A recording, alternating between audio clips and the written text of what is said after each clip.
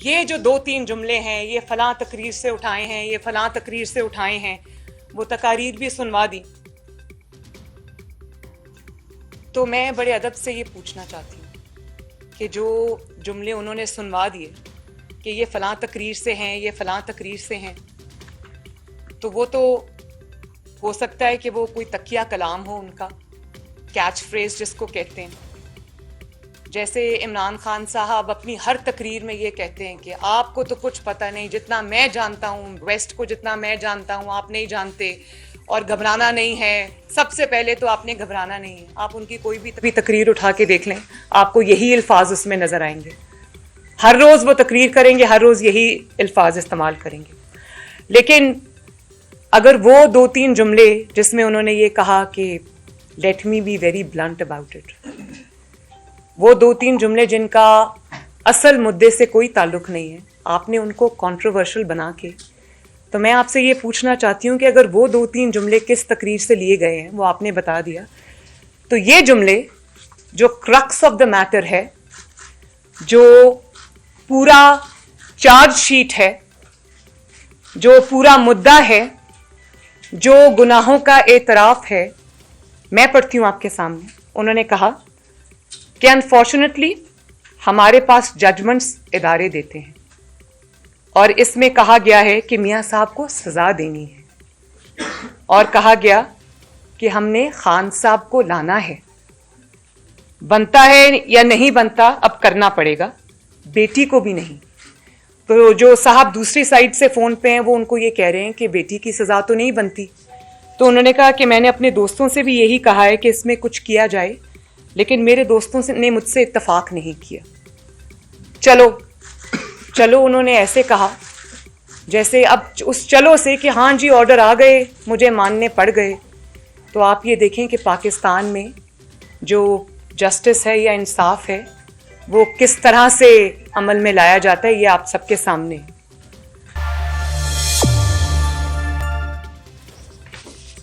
तो असल जुमले कि नवाज शरीफ को सजा देनी है, सजा या जजमेंट्स जो है वो इदारे देते हैं। मरियम नवाज को सजा देनी है, नहीं भी बनती तो भी देनी है, और इमरान खान को लाना है। तो असल जुमले जो आप छुपा गए हैं कन्वीनियंटली, मैं उस चैनल से ये सवाल करना चाहती हूँ जो बहुत ज़ोरों शोर से ये प्रोपेगेंडा कर रहे हैं, वो जुमले जो असल हैं और आप छुपा गए हैं, खा गए हैं, बल्कि हजम कर गए हैं, वो जुमले जो साकिब निसार साहब के खिलाफ चार्जशीट हैं, उनका एतराफ़ जुर्म है। मैं ये पूछना चाहती हूँ कि हमारी रहनुमाई फरमाएं।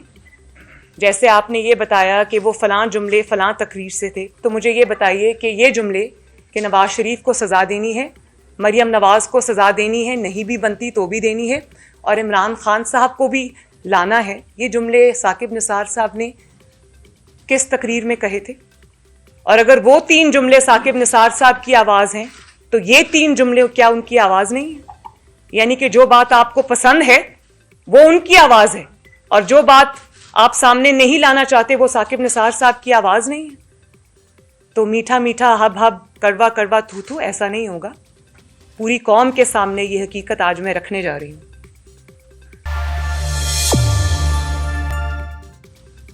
अगर तो कोई, मैं चैनल से ये गुजारिश करती हूँ कि अगर कोई ऐसी तकरीर है जिसमें उन्होंने ये इतराफ़ जुर्म किया है, मेरी नज़र से नहीं गुजरी, इन सब की नज़र से नहीं गुजरी, कौम की नज़र से नहीं गुजरी, जिसमें उन्होंने इतना बड़ा अपना इतराफ़ जुर्म किया है, तो अगर वो तकरीर कहीं है जिसमें से वो जुमले लिए गए हैं, तो वो काइंडली तकरीर पाकिस्तान की आवाम को दिखाएं। पाकिस्तान की आवाम मुंतज़िर है, हम भी मुंतज़िर हैं, हम भी देखें कि इतना बहादुरी उन्होंने कब की कि उन्होंने अपने दौरे जो उनका मुलाजमत का दौर था उसमें उन्होंने कब ये इतराफ़ किया, हम देखना चाहते हैं।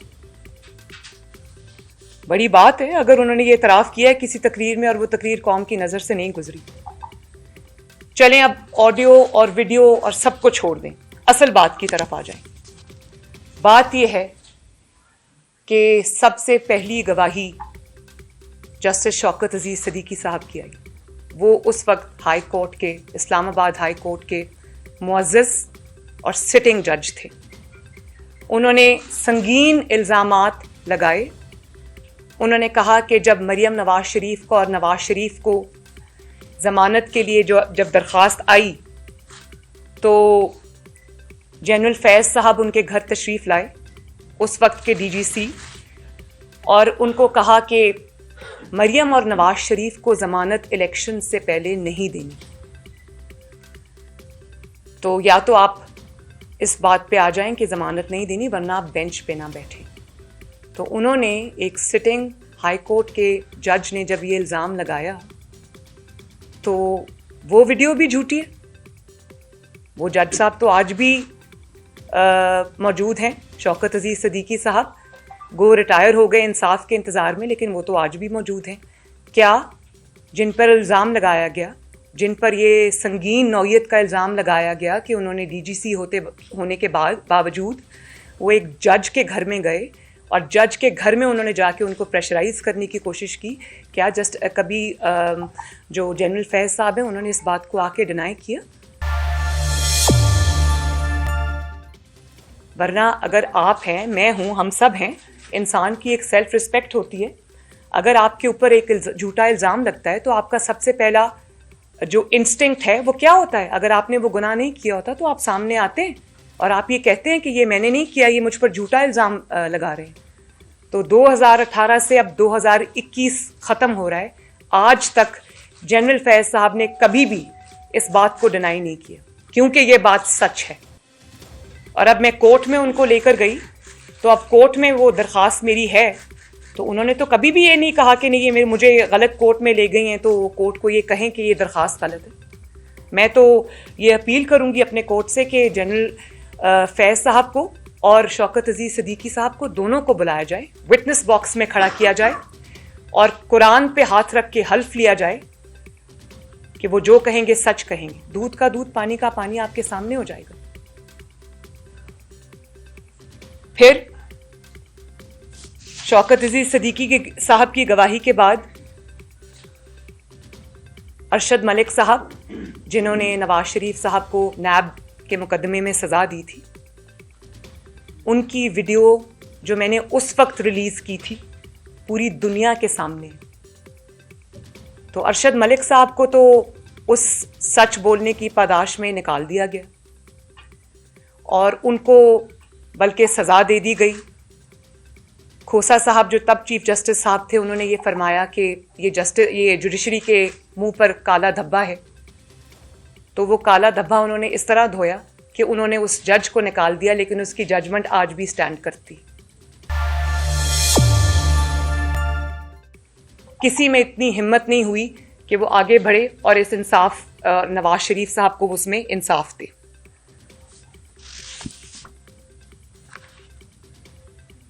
और फिर जो गिलगित बल्तिस्तान के चीफ जज हैं, उनका एक एफिडेविट सामने आया, बयान हल्फी सामने आया, जिसमें उन्होंने ये बात कही कि जब साकिब निसार साहब चीफ जस्टिस थे सुप्रीम कोर्ट के, तो ये ख़ानदान के साथ छुट्टियां मनाने गिलगित बल्तिस्तान आए हुए थे। और तब ये जो चीफ जज थे उस वक्त गिलगित बल्तिस्तान के, ये वहाँ पर उस वक्त चीफ जज थे और इनकी रेजिडेंस में, इनके लॉन में वो चाय पी रहे थे। जब उनके सामने इन्होंने फ़ोन किया कि एक जज साहब का नाम लेके कहा कि उनको फ़ोन किया और कहा कि मरियम और नवाज शरीफ को ज़मानत नहीं देनी इलेक्शन से पहले। उसके जो कंटेंट्स हैं वो इस वक्त मेरे सामने नहीं है, लेकिन उसका जो खुलासा है वो यही है। तो ऑडियो कोई, उसमें आप शक व शुबात कर सकते हैं, वीडियो में आप कर सकते हैं, लेकिन शौकत अजीज़ साहब तो माशाअल्लाह हयात हैं, उनको बुलाएं, उनको पूछें। एक्स चीफ जज गिलगित बल्तिस्तान तो आज हयात हैं, उनको बुलाएं, उनको पूछें। वो तो कह रहे थे कि मैं किसी भी फोरम पे आके जो मैंने स्टेटमेंट दी उसको टेस्टिफाई करूँगा। बल्कि जब उन्होंने ये एफिडेविट दिया तो जवाब क्या आया साकिब निसार साहब का, कि मैं कोई पागल हूँ कि मैं कोर्ट्स के चक्कर लगाता फिरूँ। जब उनसे ये कहा गया कि आप इसको कोर्ट में चैलेंज करेंगे, आप इसका जवाब देंगे, आप अपनी बेगुनाही साबित करेंगे, तो उन्होंने ये साकिब निसार साहब ने, जो सारी ज़िंदगी कानून पढ़ते रहे, पढ़ाते रहे, और चीफ हाईएस्ट कुर्सी पर पहुंचे, chief justice of supreme court of Pakistan.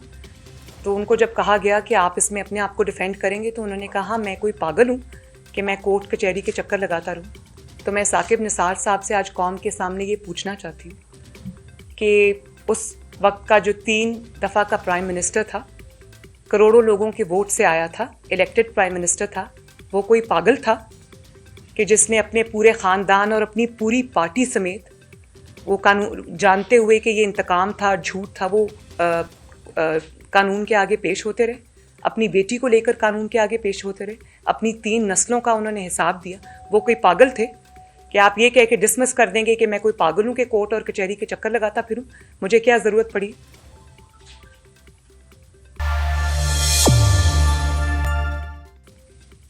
तो साकिब निसार साहब को मैं ये कहना चाहती हूँ कि आज नहीं तो कल आपको सच कौम को बताना पड़ेगा।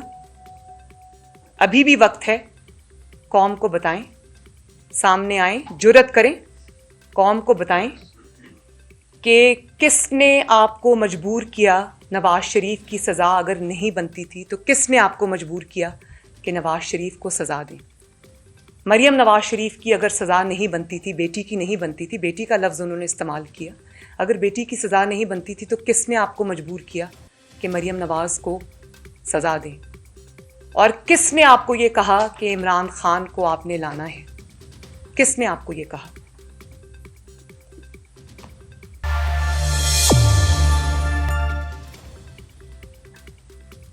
और अगर आपकी नज़र में, चीफ जस्टिस ऑफ पाकिस्तान की नज़र में वो सज़ा नहीं बनती थी जिसका एतराफ़ आपने उस ऑडियो में किया, तो आपने क्यों कानून और इंसाफ का कत्ल किया? ये जानते हुए कि वो सज़ा नहीं बनती, आपने क्यों वो सज़ा दी, किसके कहने पे दी, ये आपको एक ना एक दिन कौम को बताना पड़ेगा। और आप पाकिस्तान में इंसाफ की हाईएस्ट कुर्सी पर बैठे थे, और वो कौन था जिसको आप चीफ जस्टिस ऑफ पाकिस्तान होते हुए भी इनकार नहीं कर सके। आप उसको ये नहीं कह सके कि ये सज़ा नहीं बनती, ये मत दो। और अगर आपने, जिस तरह आपने अपनी ऑडियो में कहा कि मैंने दोस्तों को समझाने की कोशिश की है, और अगर आपने उन दोस्तों को समझाने की कोशिश की थी और वो नहीं माने, तो आप चीफ जस्टिस ऑफ पाकिस्तान होते हुए आपने क्यों एक गैर कानूनी, गैर आइनी कदम को उठाने पर आप मजबूर हुए? क्यों गैर कानूनी और क्यों गैर आइनी इक़दामात को मानने पर आप मजबूर हुए? इसका जवाब आपको कौम के सामने अब देना पड़ेगा।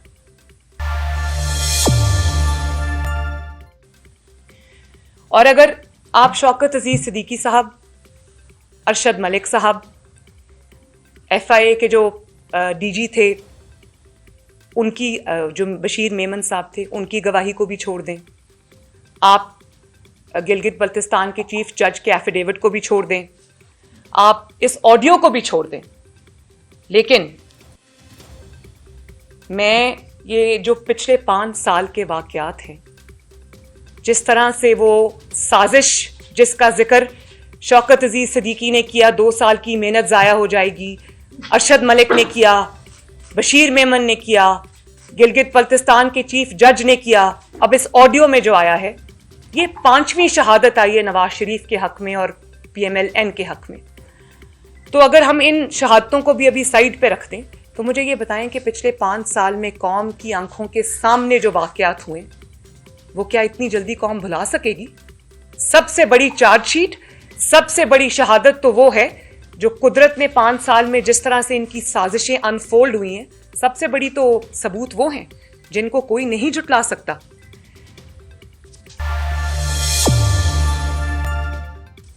क्या आप इस बात से इनकार कर सकते हैं कि अवाम के मुंतखब वज़ीर आज़म, जिसका नाम नवाज शरीफ था, उसको एक साजिश के तहत उसके ओहदे से हटाया गया? क्या उसके लिए किसी फोरेंसिक की जरूरत है? क्या इस बात से आप इनकार कर सकते हैं कि उस वक्त के चीफ जस्टिस, जब पैनामा आया था, उस वक्त के चीफ जस्टिस ने फ्रिवलस कहकर उस पिटिशन को उठाकर अदालत से बाहर फेंक दिया था? क्या आप इस बात से इनकार कर सकते हैं कि फिर जस्टिस खोसा ने इमरान खान साहब को कहा कि आप इधर उधर क्या फिर रहे हैं, ये दरख्वास्त नवाज शरीफ के खिलाफ मेरे पास लेके आए, हम इसका फैसला करते हैं। क्या इसको किसी फोरेंसिक की जरूरत है?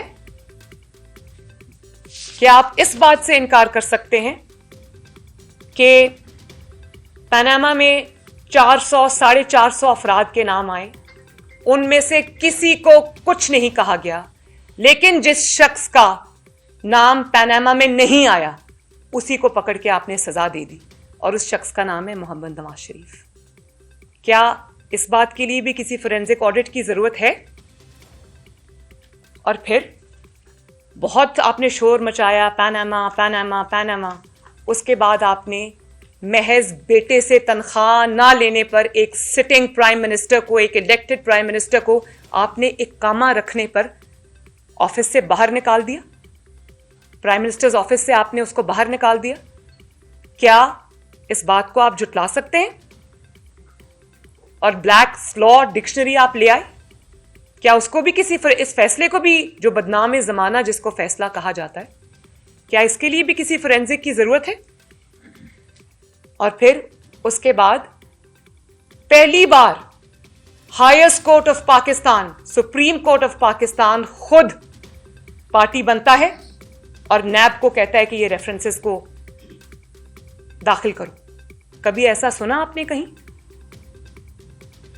क्या इस बात के लिए भी फोरेंसिक ऑडिट की जरूरत है? और फिर उसके बाद जेआईटी बनती है। जेआईटी में व्हाट्सएप से कॉल्स करके हीरे लाए जाते हैं। क्या मैं पूछ सकती हूं कि वो हीरे आज कहां हैं? वो हीरे कहां गुम हो गए? और जब पैंडोरा बॉक्स आया, तो क्या पैंडोरा पेपर्स हैं, क्या है पैंडोरा पेपर्स आया, तो उस वक्त वो जेआईटी कहां थी? उस वक्त वो हीरे कहां थे जो दिन रात, जिनको कोर्ट में भी जब हमारा केस चल रहा था तो कहा गया कि जिन्नात काम करते थे। सामने सामने तो वो 5-6 लोग थे जिनके सामने हम पेश हुए। एक सिटिंग प्राइम मिनिस्टर ग्रेड 18 के ऑफिसर के सामने पेश हो रहा है, रिटायर्ड आईएसआई के ऑफिसर के सामने, ब्रिगेडियर के सामने पेश हो रहा है। आपको बिल्कुल भी शर्म नहीं आई इस किस्म के काम करते हुए? आज कहाँ हैं वो हीरे? आज कहाँ हैं वो जवाहरात जो आपने इतना छुपा के रखे हुए थे? आज वो जेआईटी भी कहाँ है?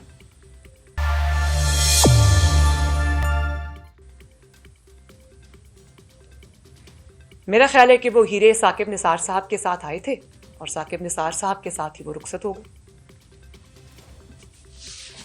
फिर कौन सा ऐसा पाकिस्तान की 74 साल की तारीख में केस है जिसमें सुप्रीम कोर्ट जब नैब को रेफरेंसेस भेजता है तो उस पर एक मॉनिटरिंग जज मुकर्रर कर देता है? कौन है? कौन सा केस है? एक है तो बताएं। एक है अगर 74 साल की तारीख में तो बताएं कि किसी भी केसेस के अंदर, रेफरेंसेस से अंदर ऊपर आपने मॉनिटरिंग जज बिठा दिया। वो क्या मॉनिटर कर रहा था? वो ये मॉनिटर कर रहा था कि कहीं किसी तरह से कोई इंश्योर किया जाए कि सजा नवाज शरीफ और मरियम नवाज को मिले। वो हमारे सामने, वो मैं उन सहाफ़ी हजरात को, कुछ यहाँ तशरीफ़ भी रखते हैं, ये बैठे हुए मेरे बहादुर भाई मेरा ख्याल है जिन्होंने उनको एक्सपोज किया था, जो फ़ोन के कवर से इस तरह अपना मुंह छुपाकर एहतसाब अदालत से निकल रहे थे। आप ही थे ना वो? आई एम सॉरी, उसके बाद आपको बहुत मुश्किलात से गुजरना पड़ा, लेकिन मैं आपको सलूट करती हूँ। तो क्या उसके लिए भी किसी फोरेंसिक ऑडिट की ज़रूरत है? ये बैठे इनसे पूछ लें। और यहीं पर आपको तसल्ली नहीं हुई तो आपने नवाज शरीफ को, चीफ जस्टिस साहब साकिब निसार साहब, आपने नवाज शरीफ को पार्टी की सदारत से भी हटा दिया। कोई है प्रेसिडेंट, लीगल प्रेसिडेंट है इस बात का 74 साल की तारीख में? इसके लिए भी कोई फोरेंसिक ऑडिट की जरूरत है? नवाज शरीफ को आपने ताहयात नाअहल कर दिया। मुझे कोई अवामी ओहदा रखे बगैर, कोई सबूत मेरे खिलाफ, आज भी को इस्लामाबाद हाई कोर्ट पूछ रही है नैब से कि सबूत कहाँ हैं, और नैब 2 हफ्ते मांग लेती है क्योंकि सबूत नहीं है। कोई सबूत रखे बगैर मुझे भी 7 साल के लिए नाअहल किया। तो क्या इसके लिए भी किसी फोरेंसिक ऑडिट की जरूरत है?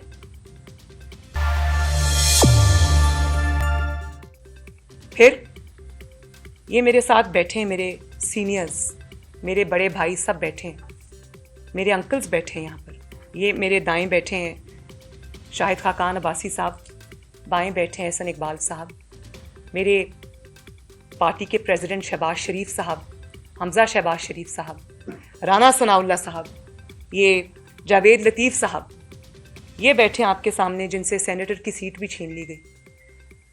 तो क्या ये जिन मुकदमात से गुजर के आए हैं, राना सनाउल्लाह साहब का तो एक क्लासिक केस है, हेरोइन आपने उनके ऊपर डाल दी और आज तक आप कोई सबूत पेश नहीं कर सके। इसके अलावा जो मेरे साथी, मेरे बुजुर्ग, मेरे भाई, यहाँ पर पार्टी के लोग नहीं बैठे, मुझे हनीफ अब्बासी साहब भी याद आ जाते कि जब हनीफ अब्बासी साहब इलेक्शन से पहले, उनको तो आपने जेल में डाल दिया और उनका जो ओपोनेंट है, मैं उस शख्स का नाम भी लेना नहीं चाहती, आज वजीर है वो, उसकी आप इलेक्शन कैंपेन चला रहे थे जाके पिंडी की सड़कों पर। क्या वो भी, उसको भी फोरेंसिक ऑडिट की जरूरत है? फिर जब हमारे सेनेट के इलेक्शंस थे तो हमारे सेनेटर्स से, जो पीएमएलएन के सेनेटर्स थे, उनसे आपने शेर का निशान छीन लिया।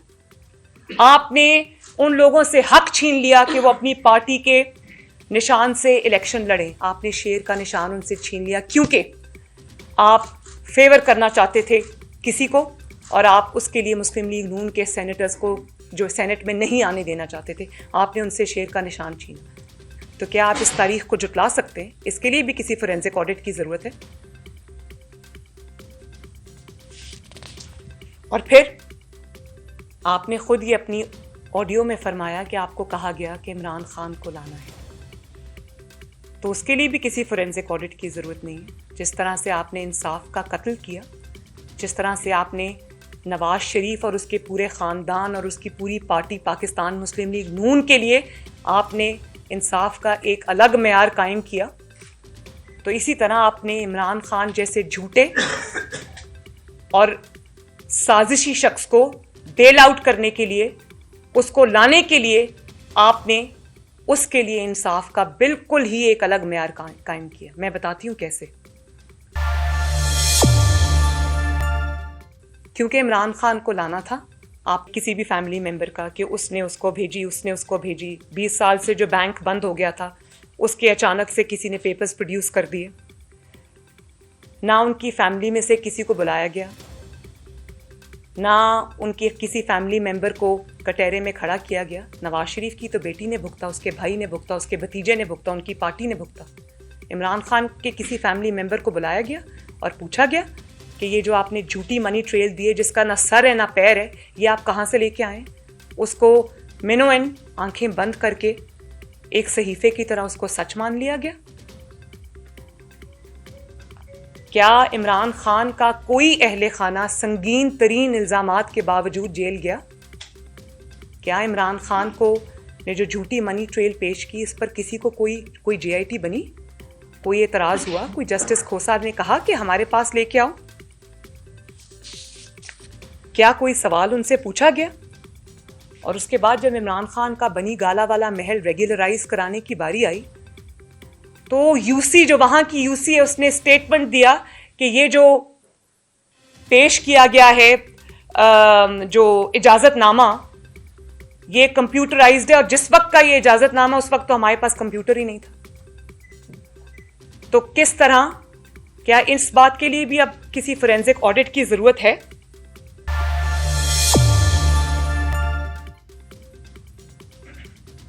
क्या इस बात में भी अब कोई शक की गुंजाइश है कि किस तरह, क्योंकि आपको हुक्म था कि आपने इमरान खान को लाना था, किस तरह आपने उनके ऊपर जो सीरियस एलिगेशंस थे, जो इतनी उनकी ग्लेयरिंग सबूत थे उनके खिलाफ, आपने किस तरह उनको नज़रअंदाज किया? तो मैं बहुत खुश हूँ, अल्लाह ताला की शुक्रगुजार हूँ कि जिसको सादिक और अमीन का सर्टिफिकेट जारी हुआ, वो भी आज पूरी कौम बल्कि पूरी दुनिया के सामने एक्सपोज हो गया, और उसको सदाकत और इमानत का झूठा सर्टिफिकेट जारी करने वाला साकिब निसार, वो भी आज पूरी दुनिया के सामने एक्सपोज हो गया। और मैं ये भी बता दूं कि ये सिलसिला, क्योंकि अल्लाह ताला की तरफ से ये रुकने वाला नहीं है। जब आप गुनाह करते हैं, जब आप एक साजिश करते हैं, तो आप उस वक्त अपनी ताकत के नशे में होते हैं, इक़्तिदार के नशे में होते हैं, तो आपको ये नहीं पता होता कि आप अपने पीछे कितने सबूत छोड़ के जा रहे हैं। उन सबूतों को मंजर आम पे आना था। उन सबूतों को सामने लाने में ना नवाज शरीफ साहब का कोई किरदार है, ना मेरा कोई किरदार है, ना मेरी पार्टी का कोई किरदार है। ये सब कुदरत का निज़ाम है और कुदरत के निज़ाम को हरकत में आना ही था। और अब जब कुदरत का निज़ाम हरकत में आया, उसके फैसले भी उसके होते हैं, टाइमिंग्स भी उसकी होती हैं, तो इनको अब मुंह छुपाने की जगह नहीं मिल रही।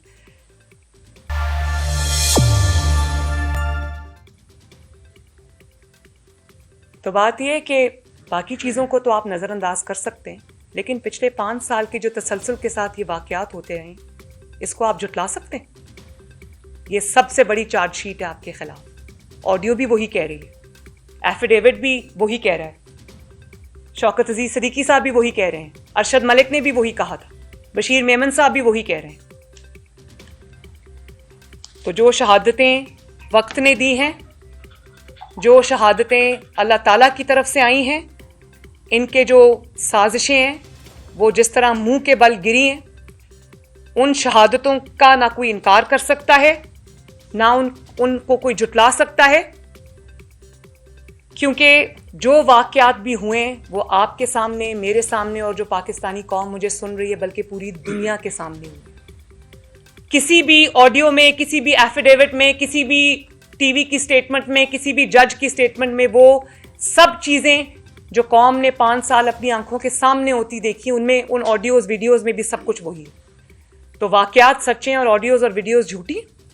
और फिर बड़ी मज़े का खेज़ बात है कि साकिब निसार साहब तो अपने डिफेंस में कुछ नहीं कह रहे, वो तो चुप करके बैठे हैं, और जो हुकूमती वज़रा हैं वो हलकान हुए जा रहे हैं साकिब निसार साहब को डिफेंड करते करते।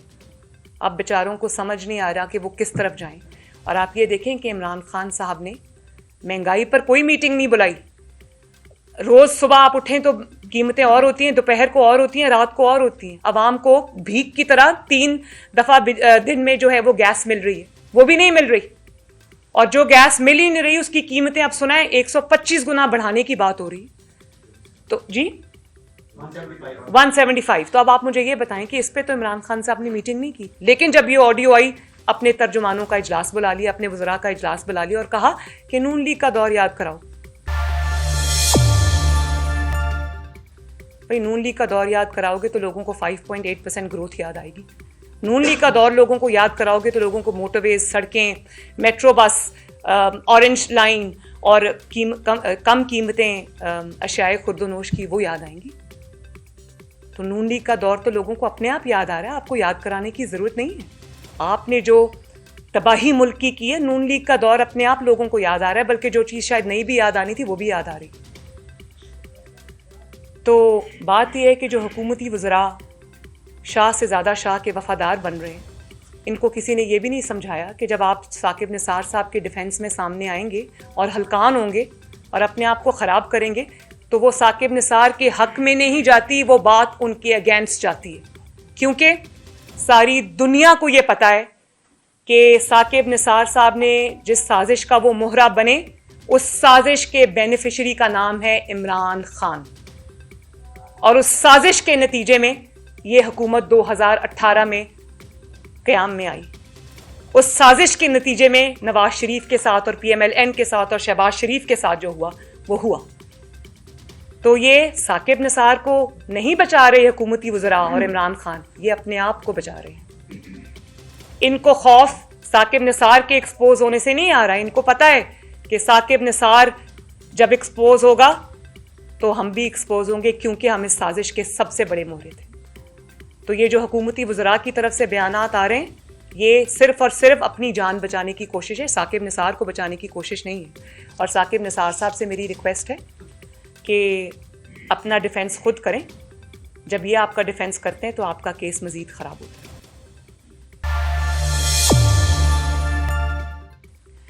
और मैं साकिब निसार साहब से ये भी कहती हूँ कि जब गिलगित बल्तिस्तान के चीफ जज का एफिडेविट आया तो उसके जवाब में आपका एफिडेविट आना चाहिए था।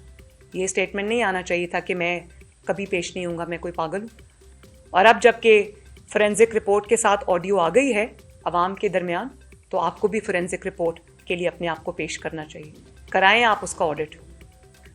अहमद नूरानी साहब को मैं कल पढ़ रही थी, उन्होंने कहा कि एक चैनल है, मैं उसको कहता हूँ कि उनका ये जो सब प्रोपेगेंडा वो पाकिस्तान में करें, ज़रा अपने लंदन वाले चैनल पे चलाएं ताकि पता चले। मैं भी बेरोज़गार हूँ, कुछ पैसे मुझे भी मिल जाएं। तो मैं तो साकिब निसार साहब को ये कहती हूँ कि ज़रूर इसका ऑडिट कराएं, ज़रूर अपने आप को कानून के सामने पेश करें, दूध का दूध पानी का पानी करें। अगर ऑडियो झूठी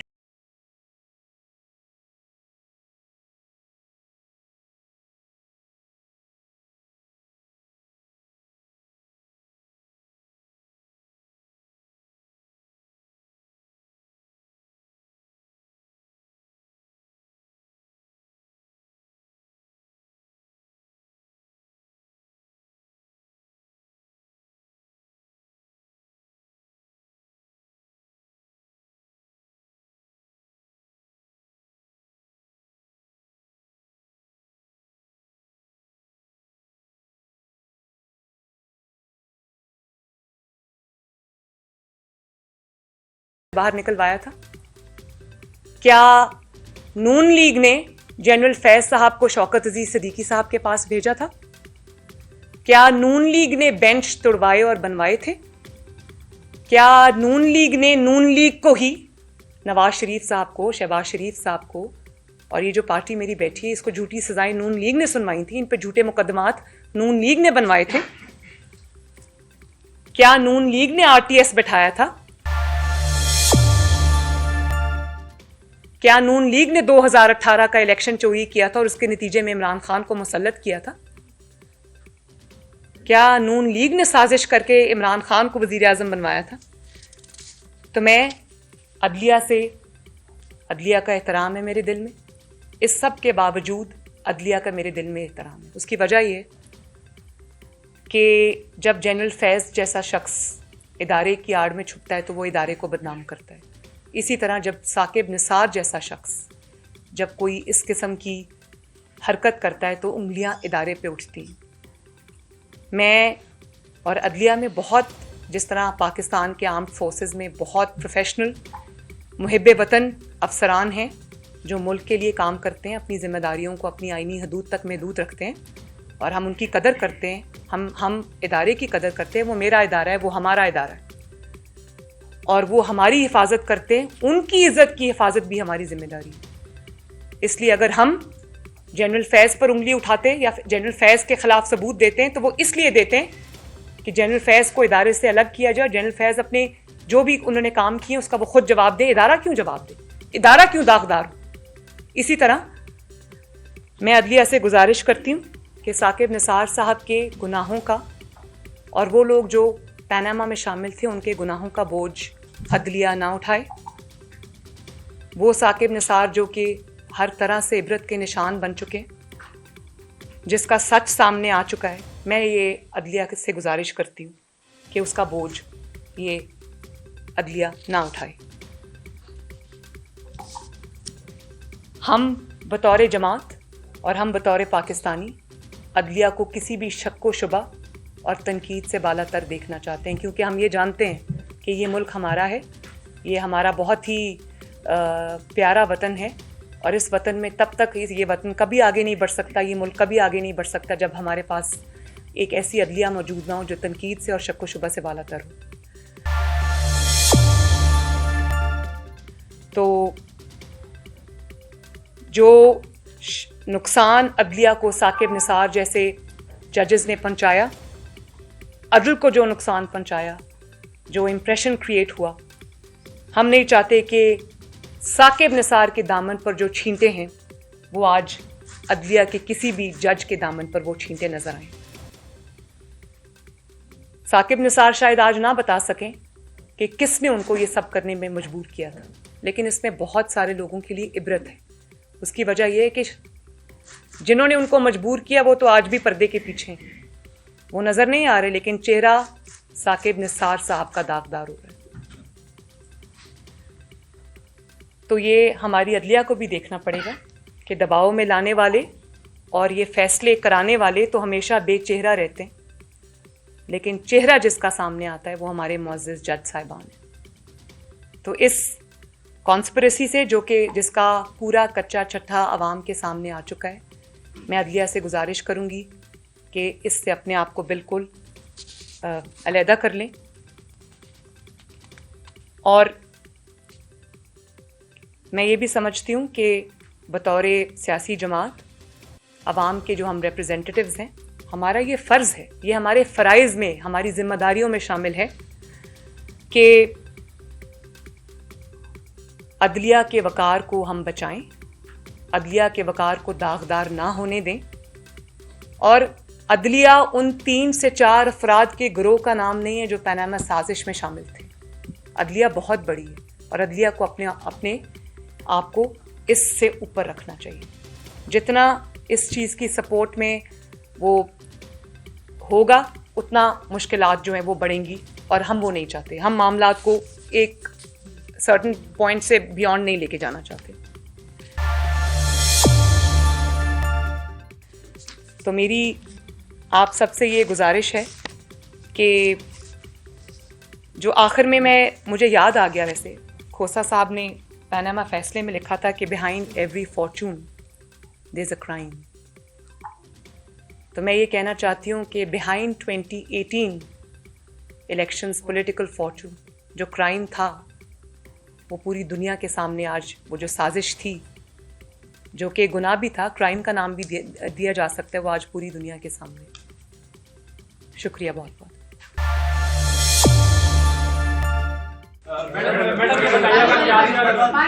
जी जी, मैं इधर ही बैठी हूँ। जी जी जी, फरमाइए। जी जी, फरमाइए। आपने ये सारा कुछ बताया, 5 शवाहिद जो आपने पेश किए जी, क्या आप आज खुद किसी अदालत में जाएंगी ये 5 शवाहिद लेकर? वो तो दूसरी जानिब तो उनकी जानिब से तो अभी तक ऐसा कोई अमल नहीं हुआ। दूसरा, आपके पास मेजर ऑप्शन थे इस हुकूमत को। पहले एक बात मैं कर लूँ, जो दूसरा सवाल आप बाद में पूछ लीजिएगा। आपने जो कहा, मेरे पास बिल्कुल वो शवाहिद मौजूद हैं, वो मेरे पास हैं, मेरे वकला के पास है, मेरे वकला की टीम उसको देख रही है। और पहले तो मेरी अपील यही है अदलिया से, मुअज़्ज़िज़ जज साहिबान से, कि इस बात का, क्योंकि उंगलियां उन पर उठी हैं, ठीक है केस हमारा है, लेकिन ये सिर्फ नवाज़ शरीफ का केस नहीं है, ये सिर्फ मरियम नवाज़ का केस नहीं है, ये शाहिद खाकान अब्बासी साहब का, ये एहसन इकबाल साहब का केस नहीं है, ये शहबाज शरीफ साहब का केस नहीं है, ये पूरी कौम का केस है। क्योंकि इस साजिश के नतीजे में जिस शख्स को आपने लाके मसनद इक़्तिदार पे बिठाया, उस शख्स ने 22 करोड़ अवाम की ज़िंदगी, उनका जीना दोभर कर दिया। उनके मसाइल का, जिसमें महंगाई, लाकानूनियत, जिसके अंदर पाकिस्तान की बदनामी, जिसमें इदारों को तबाह करना शामिल है, उस सब का ज़िम्मेदार इमरान खान है। तो ये सिर्फ अब मुस्लिम लीग नून की स्टोरी नहीं है, ये पूरे कौम की जो मसाइल हैं, ये अब उसकी अक्कासी करता है। तो ये पूरी कौम का मसला है। तो इस कौमी मसले को, या एक इतना बड़ा इशू उठ गया है, तो मैं ये पहले तो सो मोटो हमारे वक्त में तो फ़ौरन लिया जाता था और अदालतों में बुला लिया जाता था, हम पेश भी हुए। तो मैं पहले तो ये मौका दूंगी अदालतों को कि वो ख़ुद जो उंगलियां उठी हैं आज अदलिया पर या इदारे पर, उसको आगे बढ़कर ख़ुद उसको उस धब्बे को धोएं। और जब वो खुद ये धब्बा धोएंगे तो उनकी इज्जत में, उनके वक़ार में इजाफा होगा। बाकी रही मेरी बात, तो मेरे पास ये सब कुछ मौजूद है। अगर मैंने जिस मौके पे भी मुनासिब समझा इसको अपनी एप्लीकेशन का, अपने केस का हिस्सा बनाना, तो मैं ज़रूर बनाऊंगी।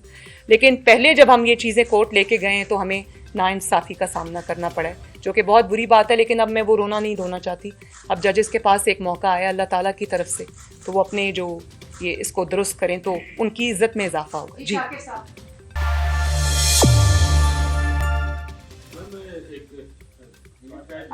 कंपनी ने उस ट्रांसफर किया था, उन्होंने कहा कि मैं पाकिस्तान के कंपनी में कॉल्स आ रही हैं और हजारों मैसेज आ रहे हैं जिसमें कहा गया अगर कोर्ट को बदला जाए। इस पे कमेंट करते हैं। दूसरा एक ऑडियो, एक मिनट आप मुख्तलिफ चैनल्स के नाम लेकर उनको इख्तियारात रोकने का, थैंक यू। लेकिन मैं ये नहीं कह रही कि वो जोड़ के बनाई हुई है या वो मेरी आवाज़ नहीं, वो मेरी आवाज़ है। अच्छा, दूसरी बात क्या की आपने? दूसरी जो, एक सेकेंड, और जो दूसरी बात आपने कही वो ये है कि उनको हज़ारों फ़ोन कॉल्स जा रहे हैं और उनको मैसेजेस जा रहे हैं। तो जाहिर है जब ऊंट पहाड़ के नीचे आएगा, जब आपके पोल खुलने लगेंगे तो फ्रैंटिक कॉल्स इसी तरह की जाती हैं, घबरा के, पैनिक में, यही कुछ होता है जो हो रहा है। लेकिन उससे रिपोर्ट नहीं बदल जाती। वो कोई पाकिस्तानी कंपनी नहीं है जिसको दबाव के तहत, यहाँ पर तो चीफ़ जस्टिस जो हैं वो दबाव के तहत फ़ैसले दे जाते हैं, तो इंसाफ का कत्ल कर जाते हैं, जैसे साकिब निसार साहब के ऊपर इल्ज़ाम लगा। तो वो तो एक ऐसे मुल्क में जहाँ के अदालतें सब कुछ जो है वो शक व शुबा से बालातर है। तो मैं तो साकिब निसार साहब को ये कहूँगी कि अगर वो उनको ऑडियो रिपोर्ट की जो उस पर फोरेंसिक रिपोर्ट आई उस पर कोई है तो चैलेंज करें उसको यूएस के किसी कोर्ट में। दूध का दूध पानी का पानी हो जाएगा। लेकिन फ़ोन कॉल्स का मकसद ये है कि कोई ऐसी मतलब डर के खौफ के उनको लगता है कि ये दबाव धौंस धांधली पाकिस्तान में चलता है तो शायद बाहर भी चल जाएगा, लेकिन ऐसा नहीं हो। मैडम ये कहा जा रहा है कि आने वाले दिनों में ऐसी ऑडियो और वीडियो जो है वो मजीद भी लीक हो सकती हैं और बहुत सारे लोग बेनकाब हो सकते हैं। सवाल मेरा भी ये होगा कि क्या आपके ज़हन में भी है कि ऐसा कुछ हो सकता है? और आपकी जो ऑडियो इस वक्त सोशल मीडिया पे बहुत ज्यादा वायरल है और उसमें 3-4 चैनल का आप कह रही हैं, वो आप आपको उनको इश्तिहारात देने के हवाले। देखिए वो मेरी पार्टी का मीडिया सेल में तब चला रही थी, वो बहुत पुरानी है।